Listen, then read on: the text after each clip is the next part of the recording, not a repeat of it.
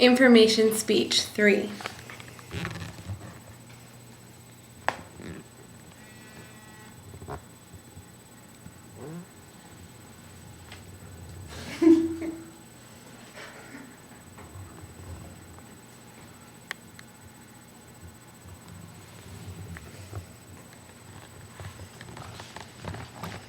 My information speech is going to be about diabetes.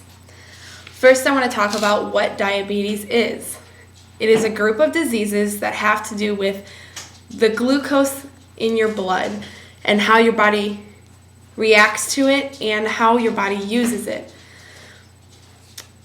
The type of diabetes that I'm going to be talking about is type 1 diabetes.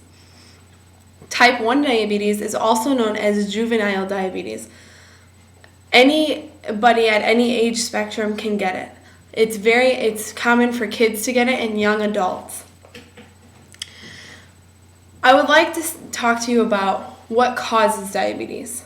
For type 1 diabetes, there's not any specific causes or real causes like there is for type 2. Type 2 is normally caused by being overweight. Sometimes it's just age, but for type 1, there's a correlation with family history, and that's the case in my family. I have a dad and a brother who are diabetic, type 1 diabetes, and I also have a grandmother on my mom's side, and there's also a uncle on my dad's side. So there's quite a few people in my family who are diabetic. So I have seen that correlation actually play out. Type 1 is a result of the pancreas, and the pancreas is an organ in your body. It's a result of the pancreas shutting down and not producing any insulin. Insulin is a hormone, it's a natural hormone that your pancreas produces. What happens is when you eat carbs, which all food contains carbs except for protein, the carbs turn into glucose. Glucose is another name for sugar. And the sugar goes through your blood, and without the insulin to counteract the glucose, the sugar in your blood starts to do this. It rises and rises and rises. And as it rises, that's when your blood sugar level gets higher. Now, how do you know if you have diabetes, or how do you find out that you have diabetes? There's many symptoms of diabetes, type 1 diabetes. Type 1 diabetes, a lot of the symptoms include rapid weight loss, extreme fatigue, extreme hunger, blurred vision, and constant thirst. All of these I've seen play out. When my younger brother became diabetic, he's 15 now, but he became diabetic when he was 7. He had extreme thirst, and he was going to the bathroom every 2 to 3 minutes, which is not common. You don't go to the bathroom every 2 to 3 minutes unless you have a problem. Andrew is still battling with this disease because he is so young when he contracted it, because he hadn't completely developed. His hormones kind of throw his diabetes off, and his sugar has been very high for quite a while now. And there's complications that come with that I'll talk about later. Now, I'm going to show you some of the devices that you can use. When someone first becomes diabetic, they normally have something that looks like this. This is called Humalog, and it's insulin.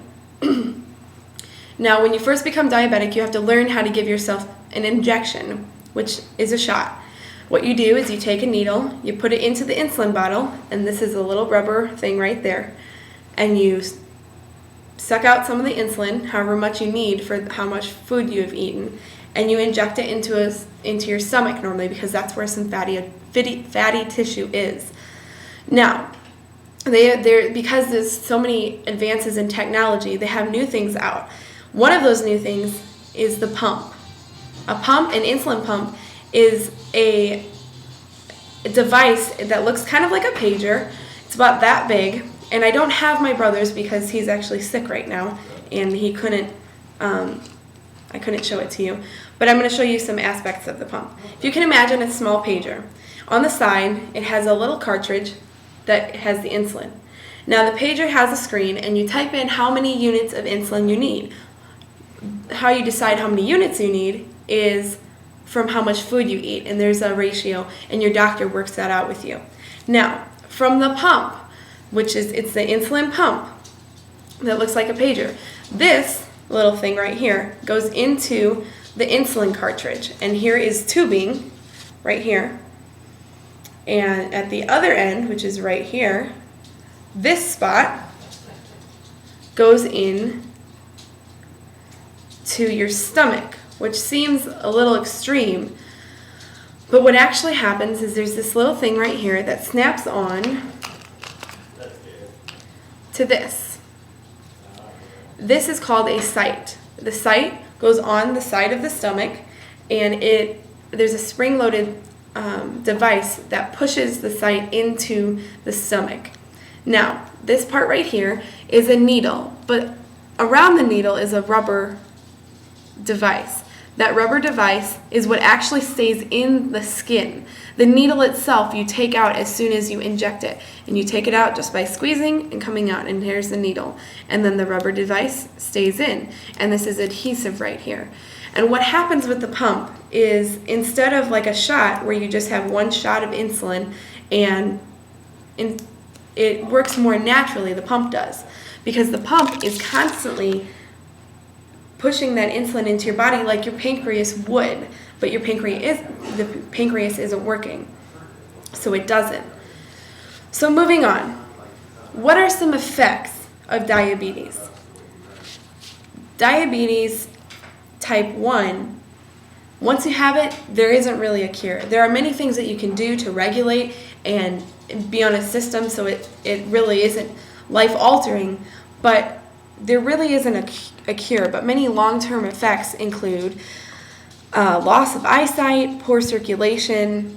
The healing that happens in your body is slower.